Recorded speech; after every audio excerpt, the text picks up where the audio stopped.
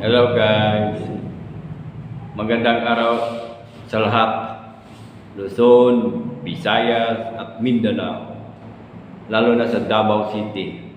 Mabuhay kayo. Marami tayong pag-uusapan at re-reactionan sa mga video posts sa social media. Una dito yung post tungkol sa isang tao na may inabot o pinuslit doon kay Bangag. Ito ay isang kahihiyan o harap-harapan sa sambayan ng Pilipino. Ninuloko tayo.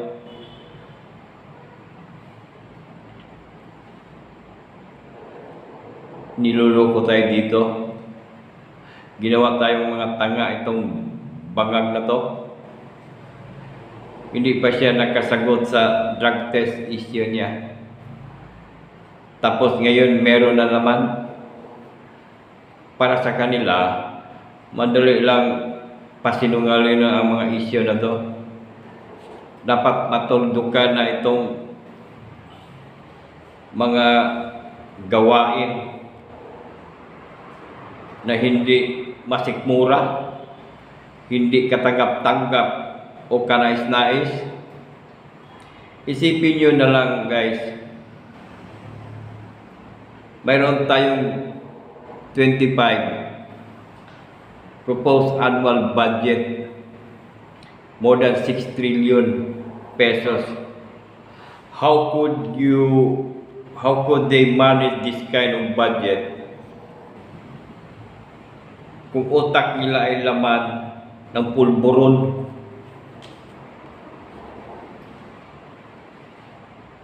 Sambayan ng Pilipino, mag-isip-isip kayo.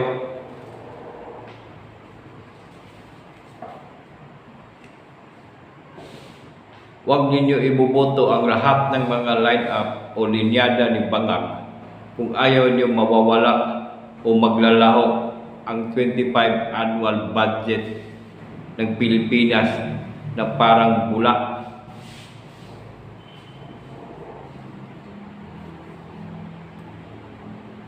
Papunta tayo dito kay Tambaluslos.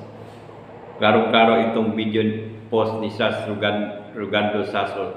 Ito ay facts, totoo, genuine news, no fake. May paper trail, may ebidensya si Sas at pinakita niya sa kanyang vlog involving si Tambaluslos concerning bribery. Naku po, pero dinideny ni Tambaluslos. Sabi niya fake news. Dapat na-investigan ito sa Senado kasi pasok ito sa graft and corrupt practices at nakakaya ito sa international community.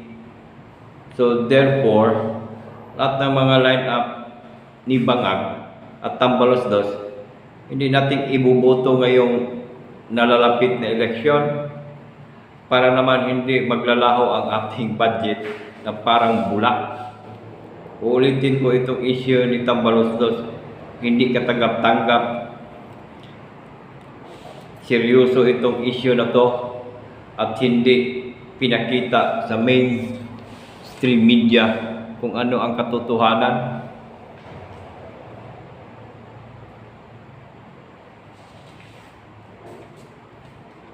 Now, dito naman tayo sa kay BPS. Ngayon, mayroon na namang namumuo na plano sa tuta ng mga Tambaluslos na pababain si BPS sa kanyang pwesto.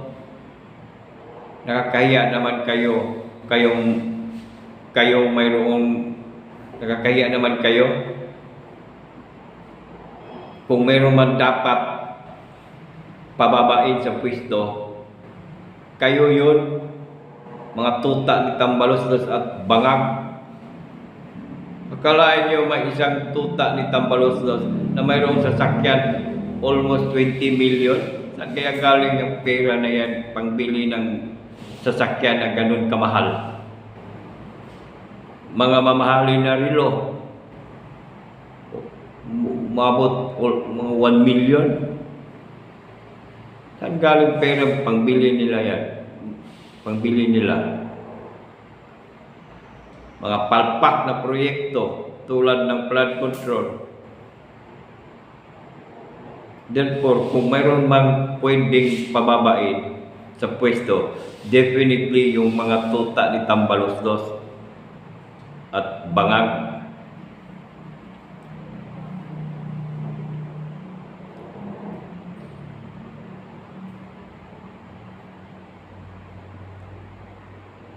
Ito pa, mga invited resource person na walang kredibilidad, walang integridad. Ano ba yan? Dapat i-lifestyle check yan o ilabas ang kanilang salin para patas ang laban. Dapat ang gawin sa loob ng Kongreso.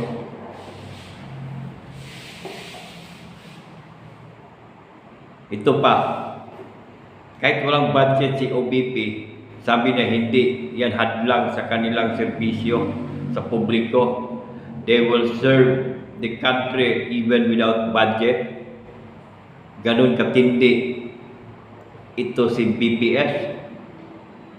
Tanong ko lang kung itong mga tuta ni Tambaloslos o Bangag, tuta ni Tambaloslos o Bangag, kung walang budget galing kay Tambaloslos, meron pa ba kaya maninira kay BPS? Tanong lang. So dito na lang guys. Salamat.